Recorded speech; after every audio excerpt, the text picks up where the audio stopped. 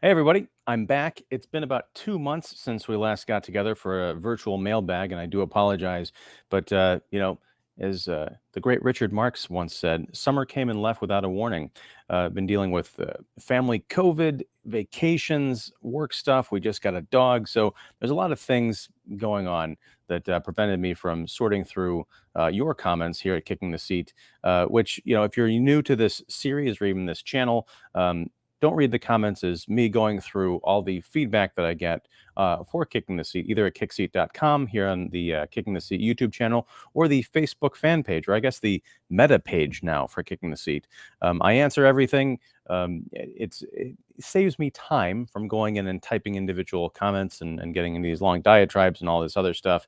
But on the flip side, the dark side of that, the negative, if you will, is that the timeliness of the responses is somewhat lacking. So I'm doing my best. I'm going to try and get on a regular cadence, but I feel like I say that every time. So without further ado, let's see what you have to say and what I have to say about what you have to say. First up, John Leggett writes in with a comment on the Son of Hammerland episode for The Curse of the Werewolf from 1961. John says, love all your guys' Hammer reviews. Keep up the great work. And we certainly shall. John, thank you very much for the comment. In fact, we just released an episode on 1 Million Years BC, which is a movie that I had not seen before, and it's pretty terrific. It's not your typical Hammer film, at least not the kind we usually cover on the show, but it's well worth it. Not only the discussion, which is a lot of fun with AC, but also the film itself. So check it out. Next, we have Petty writing in, our Argentinian superfan, with a comment on the late screening episode of The Thing that I did with Cole Rush of The Quill to Live and THOR.com, and future game show contestant. Yes, shameless plug for NBC's remake of Password. Cole is actually going to be a guest on the August 10th episode, so check your local listings for that. But Petty writes in saying, excellent analysis of the cinematographic, I can't even say that, cinematographic gem. I don't think I know that word. I got to look that one up. Congratulations, Ian and Cole. I don't know if everyone knows, but the original lore raised in the 82 movie continued to be expanded from publications from the Dark Horse editorial describing the destiny of MacReady and Childs. This is also information available from the production of the prequel movie that specifies the origin of the thing that was ultimately not included. The saddest thing of all is that when this cult movie came out, it was a flop at the box office. Couple of things. Yeah, it didn't do that great. I thought it was a complete bomb as well, but it did all right. But certainly it gained a cult status and became much bigger in the years since. Also, the Dark Horse business, I think that was later. The way I'm reading the comment is that the Dark Horse material inspired stuff from the thing, but that doesn't quite line up timeline wise. I'm tripping all over myself. I need more of this. I can feel my brain working finally.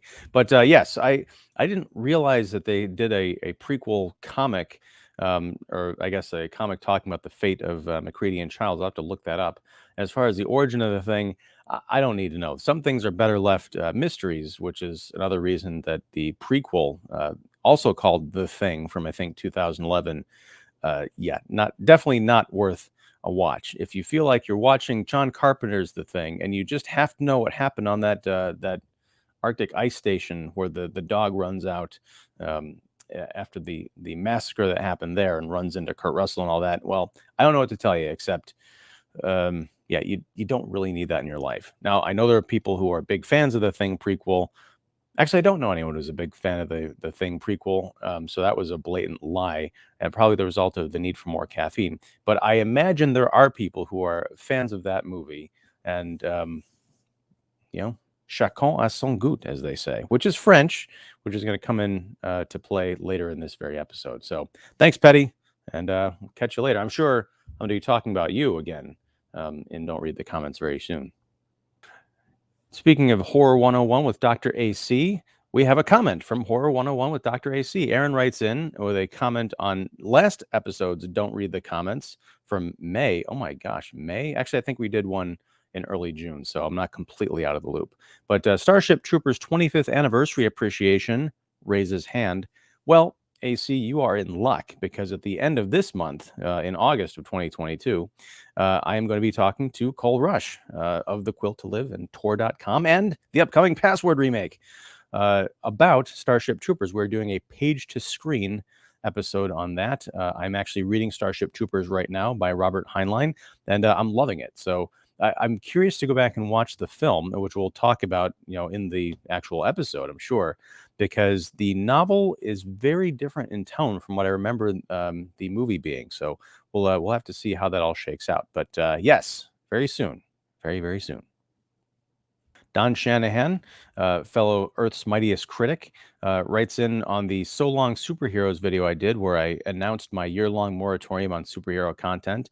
And based on what came out of San Diego Comic-Con a couple weeks ago, I think that might become a much longer stint away from the old capes genre. But he says, I admire what you were doing.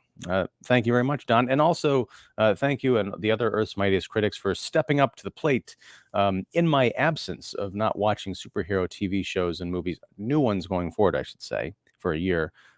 We actually did an episode on Thor: Love and Thunder that I came into intro and outro, but they picked up the ball and ran with it, did over an hour-long review of the movie, which I will watch next year after I watch Thor: Love and Thunder. Or I might just skip the movie and watch what they thought of it, because I think that'll be more entertaining. Just my impression. Mr. Valdez writes in on the Minority Report 20th anniversary review I did with Armond White. Farrell, that's Colin Farrell, starred in Total Recall, the remake of Total Recall. Different story, but I wonder how it compares to Minority Report. Thanks for inviting Armand. It's always welcome to hear his voice. This might be where I lose all of my audience, but I prefer the Colin Farrell remake of Total Recall to the 1990 remake, the version of Total Recall with Schwarzenegger. Yeah, I don't know what to tell you. Now, in fairness, I haven't watched either in a long time, but yeah, I need to. Maybe that should be a new series, original versus remake or something. The 9,000th series we're going to have on Kicking the Seat coming sometime in 2026, I imagine. But yeah, I don't know what to say. It is always great having Armand on as a guest. We're going to look to have more episodes in the future, and we'll have more comments about Armand's appearance coming up very shortly. Hey, speaking of which, what was that noise we kept hearing throughout the interview? Wrote Tio Teo on that same Minority Report episode, with a reply from Mr. Valdez saying, likely Armand using a USB mouse. Yeah, I believe that's it. And we will, well, you know what? I'm just going to skip ahead to the next comment about this episode because it's become a topic and I want to just kind of address it all in one fell swoop. Someone says Port Film Co-op. Someone should set up a good microphone for Mr. White. Yes. 4 people gave a thumbs up to that comment, and I agree. And in fact, I sent Armand a pair of earbuds with the microphone in because of some ongoing issues we've had with audio on his end. And he hooked it up, and we had all sorts of technical issues. We're trying to troubleshoot this before the episode. So we ended up just taking the thing out, and I think he was talking into the room, if I remember correctly. So we're still working on it, trying to get it all sorted out. I think he was working with 2 laptops. One kind of crapped out on him right before the show, so he was having to use the not so great one, hence the ongoing audio issue. But yes, I am very aware of the issue. It's frustrating, but we're trying to deal with it. So one of these days, possibly when we do our new series on remakes versus originals, featuring Armond White. No, I haven't roped him into that. We'll have our sound issue worked out. Okay, hopefully way before then. Tom Lake Sports writes in with a comment on IndieSeen, NORTE, The End of History, episode I did, I believe, late last year with Sergio Economica. He says, hi there, where is the full movie with English subs streamable? Well, Tom, who likes sports, you are in luck because Lav Diaz's 4-hour and 10-minute crime drama is actually streaming in a lot of places. I just looked it up on Just Watch. Just now, I failed to do my homework, but you can rent it on Vudu, Apple TV, Google, YouTube. I don't see it on Amazon, which is weird, but you can also stream it a few places like Mubi and Canopy for free, but a lot of times you have to watch ads with those. And in the case of a 4-hour and 10-minute movie, it might just be worth the $3 to pay it with the ad-free experience. So yeah, it's definitely a movie I would recommend. It's a downer of a film. It's pretty grim and gritty, and it's one that Suju and I actually disagreed on, which I was kind of surprised. So check it out and then go watch our episode and let us know what you think. This is embarrassing. I just realized that there was a comment that I neglected to screen cap and load up for your viewing pleasure. So I'm just gonna have to read it from the old laptop that's down here. So if you see me looking down, I'm not sad by any means, but I'm just looking at my second computer so I can get this right. But AC of Horror 101 with Dr. AC wrote in about the episode of There's Nostalgia Like Nostalgia that I did with Pat McDonald of HollywoodChicago.com on Little FAUSS and Big Halsey, a very cool Robert Redford, Michael Pollard movie from 1970. And yeah, he wrote, "Wow, what a fun surprise. I just happened to revisit this last year, being a longtime Redford fan and looking to wrap up a few of his flicks I hadn't seen in a while or ever. What a strange little flick. And as you point out, it's a very interesting slice of Bob's career. He's definitely perceived as a good guy hero for much of his career, but his early efforts show how much of a darker side. Things like Downhill Racer, Tell Them Willie Boy Is Here, and even Butch Cassidy, he's not a nice guy. He's self centered and horrible to those around him, and clearly a damaged human. His career definitely took a different direction around 1972 with Jeremiah Johnson, The Hot Rock, and The Candidate, where he sought out roles that were more relatable and likable. But this was a moment where he was trying to do something different than just being a handsome guy." I agree. I was very surprised, having talked about a few Redford films with Pat, and also having seen a number of, I guess, later Redfords just on my own, to see these earlier performances, particularly in Little Foss and Big Halsey. I kind of wish Redford had played more villains, and I'm not talking about whatever he did in Captain America 2. I'm talking about like juicy flesh and blood, like troubled characters. So yeah, I recommend Little Foss and Big Halsey definitely. And here's how I knew I missed a comment, because there's another comment from AC on this video that begins with the word also, implying there was something before it. So here we go. Also, I remember watching this and saying, wait, who is that? When Linda Gay Scott showed up. Turns out she's the female robot in 1973's Westworld, which was a perennial Saturday afternoon movie favorite back in the day. And also a blind spot for me. I've not seen Westworld, nor the original film from '73 or the HBO remake series. So I got to fix that. And nice shout out to Sleepaway Camp 3. Yes, Michael J. Pollard, one of the co-star of Little Foss and Big Halsey, was also in Sleepaway Camp 3. Was that Unhappy Campers or Teenage Wasteland? No, that was Teenage Wasteland. Unhappy Campers was Sleepaway Camp 2. So yeah, definitely check out, hell, both movies. Why not? Mr. Chester writes in on our Son of Hammerland episode on the Plague of the Zombies and the Reptile. Yes, we did a double feature last month, saying, "You guys are very entertaining and give me ideas on new films to watch."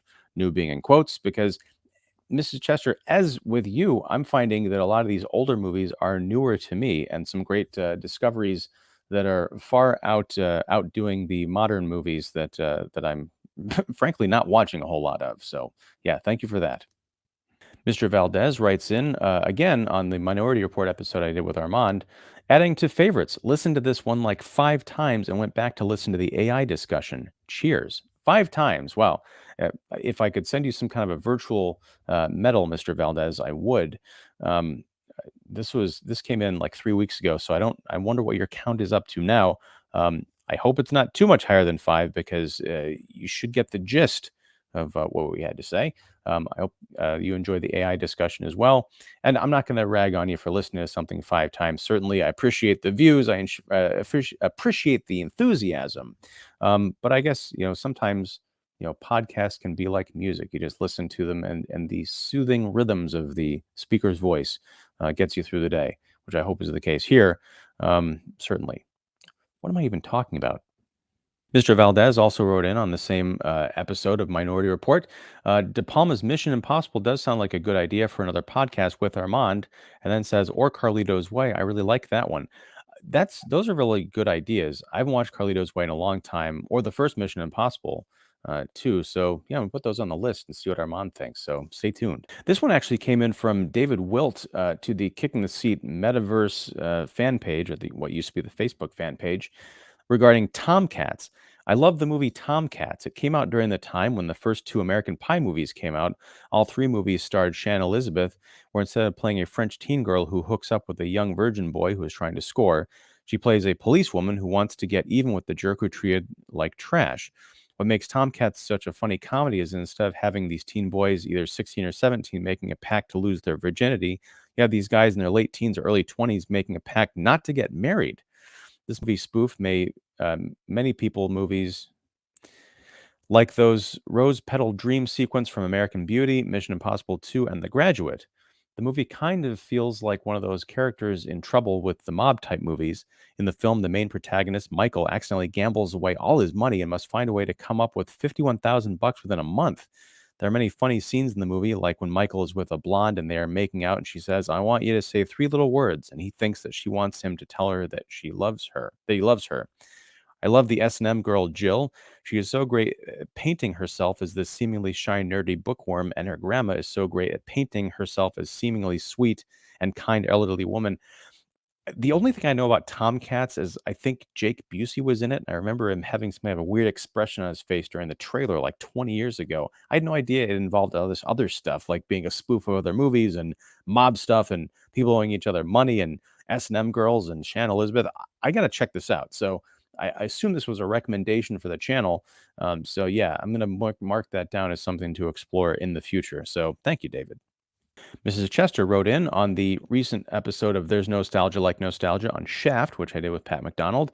Our high school had a radio station, quote unquote, that played over the PA system before school started, which meant one song and a little news. I remember the theme from Shaft playing on it. That's awesome, honestly.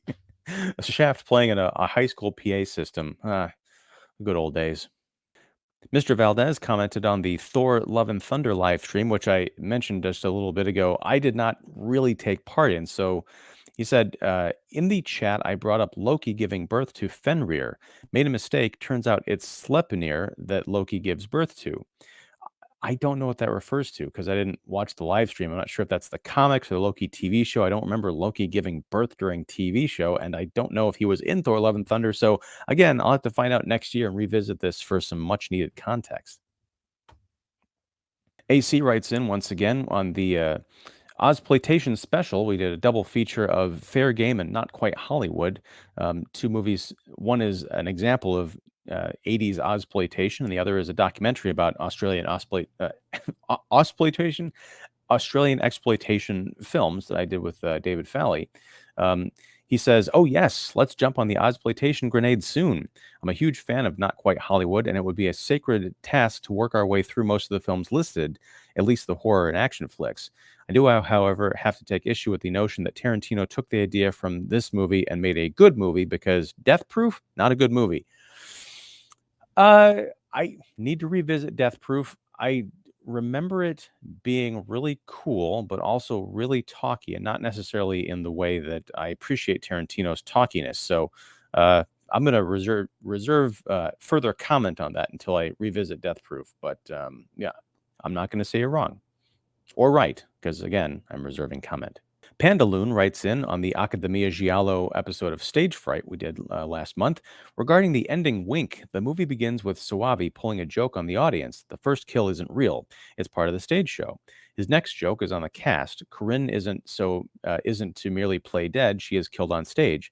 Finally, the wink is Soavi letting us know, winking to us, that we're in on the joke together. The joke being 80s audiences knew that the slasher villain is indestructible for sequel purposes.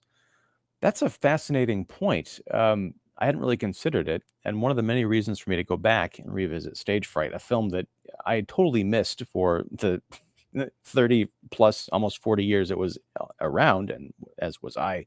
But I love it. It was one of the films that we watched for Academia Giallo that I put on, was completely obsessed with, and yeah, now I got to add it to my collection and give it a rewatch, especially with this great theory in mind. I love it. Petty writes in, also talking about Shaft, saying, "Do you think the conclusion that all of New York wants to sleep with Shaft is really necessary?" Ha ha ha, with some emojis in there. Seriously, now it's a great idea to have 15-minute videos like this. It's ideal to watch it in a little free time between obligations. I should correct the record. This is actually on the featured extras segment I did on Shaft, talking about the Criterion Blu-ray. But Petty, I did make an allusion to Shaft being such a powerful sex symbol that everybody in New York wanted to sleep with him. I stand by it. I wasn't around in 1971, but I can imagine, and watching Shaft today, you know, I'm happily married, got kids and everything. But if anybody could make me wonder, It's Richard Roundtree as Shaft. Mrs. Chester writes in again with a question on the Academia Giallo episode we did on House with the Laughing Windows, another great little movie. Brian, this is a question for Brian Martinez, the co-host of that episode. By the way, just to again correct the record, Mrs. Chester, Brian is spelled with a Y in this case, so it's Bryan Martinez. Brian, when is the Baron going to come back to YouTube? Referring to the channel that Brian produces, the Giallo Room, which you should definitely check out. Now, full disclosure, I am not Brian, nor am I the Baron, the host of the Giallo Room. So I had to do some actual legwork, some research, some hard-hitting investigation to get an answer to this question. I emailed Brian, and this is what he said: perhaps in time for Gialloween. I love it. So maybe a couple months from now, Mrs. Chester, you'll be able to go to the Giallo Room on YouTube and subscribe if you haven't, but it sounds like you might be already, and get some more Giallo goodness just in time for spooky season, which I'm excited about. But in the meantime, you can also catch Brian on future episodes of Academia Giallo, because he is one of my instructors and an invaluable member of our faculty, I guess you'd call it. I'm really running that whole school thing into the ground with that series, but it's still fun. All right, the last official comment we have is again from Mrs. Chester. Aaron, oeuvre is pronounced erve, not ouvroir. You sound like an ignoramus. Lot to unpack here. Okay, so first of all, I got to stand up for my friend Aaron and say that I don't know that he, like me, took 2 years of high school French, so I don't know that he's an expert, as am I. Not really. Anyway, I've got to correct. I'm correcting the record here. Maybe that should be the name of "Don't Read the Comments" from now on. Is correct the record. Although that's probably false advertising, because a lot of times, as people point out, in correcting the record, I step in it with more inaccuracies. So we do the best we can here at Kicking the Seat. Anyway, Irv. Now I'm doing it. Oeuvre is not actually pronounced Irv. It's kind of confusing because Americans pronounce the word hors d'oeuvre as hors d'oeuvre, the little appetizers you get before a meal, or people floating around with trays during fancy gatherings. We call those hors d'oeuvres. They're actually pronounced hors d'oeuvre in French, much like the word oeuvre, which is part of hors d'oeuvre. It's a very weird thing. The French pronunciation is actually oeuvre. It is not ouvroir, but again, I've known a lot of people Americans who, when they are pronouncing certain words, certain French words, they get a little bit, if they're not classically trained in French, and this is sounding really pretentious, they do so. Here's a good example. My illustration teacher in art school, Tom Gianni, who passed away a little while ago, great guy, phenomenal artist. He loved film noir. Now, I just pronounced film noir as probably an American would, same way an American would pronounce croissant. If you were to take that into the French language, croissant would be croissant, but I'm not going to go around asking for a croissant at the bakery. But film noir, Mr. Gianni would actually call it film noir. Noir, if you're saying in French, is film noir. It's kind of there, but not exactly. It's not like noir, it's noir. It's very fluid. So this tortured explanation for pronouncing oeuvre is by way of saying that AC was incorrect. Mrs. Chester, in correcting AC, you're incorrect, and my butchering of the French language is definitely incorrect. So I invite some French speakers to chime in and say which of these three awful pronunciations of oeuvre is the worst/best. And that's all I'm going to say. Or, as they might say in France, fin. Lastly, I'd like to end on a positive note, and definitely a non-French note. During a live stream review of Spider-Man 3 from a couple weeks ago, because as many of you know, I am taking a year-long sabbatical on new superhero movies and TV shows, but I'm still leaving the door open to looking back on, past superhero movies and TV shows. So we did a roundtable of Spider-Man 3, a reevaluation, which surprised, I think, a lot of people on the panel. Certainly not all, but some. It was a very fun show. and I missed the last comment on that live stream. And I don't have it because I think YouTube ate it or something. And because I had shut the stream off before actually reading it, I don't actually know if it made it anywhere. So I didn't pull it up on screen. I do remember the gist of it, and I wanted to extend my thanks for the comment and give the paraphrasing of what was said. So it was Petty, our Argentinian superfan, saying essentially that July 20th was the, if I have this correctly, the Day of Friends, or the Friends Day in Argentina.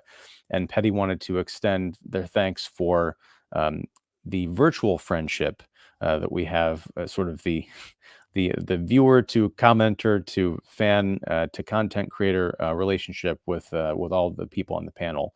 We are kind of forming a little community here, and it's fun all the interaction, and it does give us all the warm fuzzies inside to hear this. And the door swings both ways, I assure you, Petty. So thank you very much for that. And I just think it's cool that they've got a Friends Day in Argentina. I don't know if we have the same thing here in the U.S. I have a feeling that we've got everything, holidays for everything here in the United States, like everything National Hot Dog Day to Toothpaste Day or something. But if there is a Friends Day, I don't think it gets the same kind of attention as it does, I imagine, Argentina. So I think it's very, very sweet.